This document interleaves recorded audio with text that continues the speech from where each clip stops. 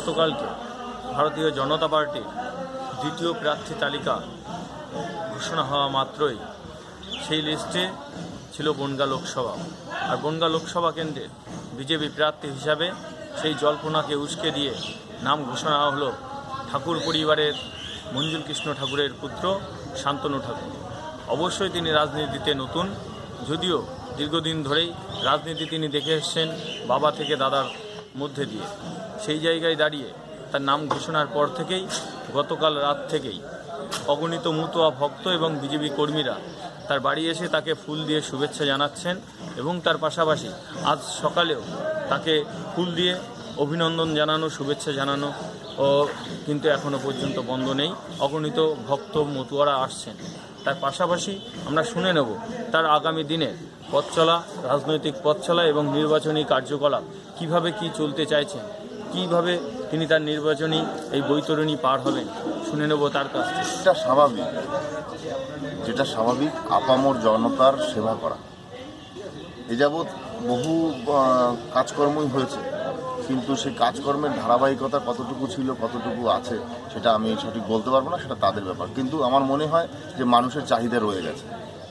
এটা হতেই পারে, কাঁথিতে শুভেন্দু অধিকারীর বাড়িতে 4-5 জন করে সিট নিয়ে দাঁড়িয়েছে, তাতে তাদের অসুবিধা না হলে আমাদের বাড়িতে অসুবিধা কি? সেখানে একই দলের প্রার্থী, কিন্তু আপনাদের পরিবারে দুই দলের প্রার্থী বিরোধী।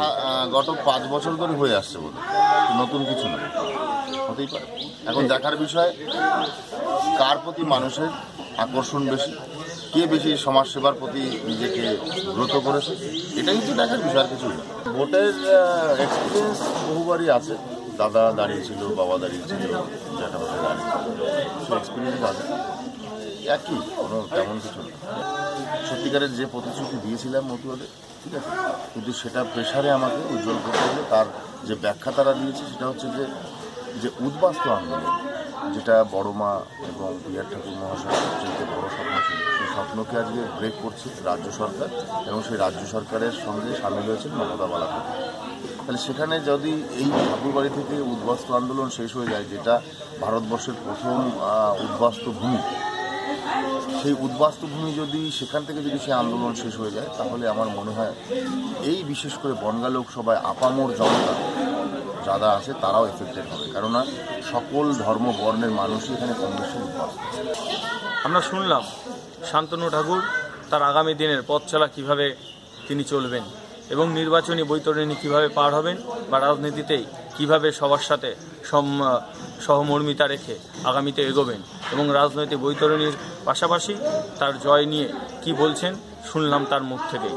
ঠাকুরনগর ঠাকুরবাড়ি থেকে কার্তিক সাহা, ANM নিউজ। আরও খবরের আপডেট পেতে সাবস্ক্রাইব করুন আমাদের ইউটিউব চ্যানেলটি আর বেল আইকনে ক্লিক করুন নোটিফিকেশনস পেতে।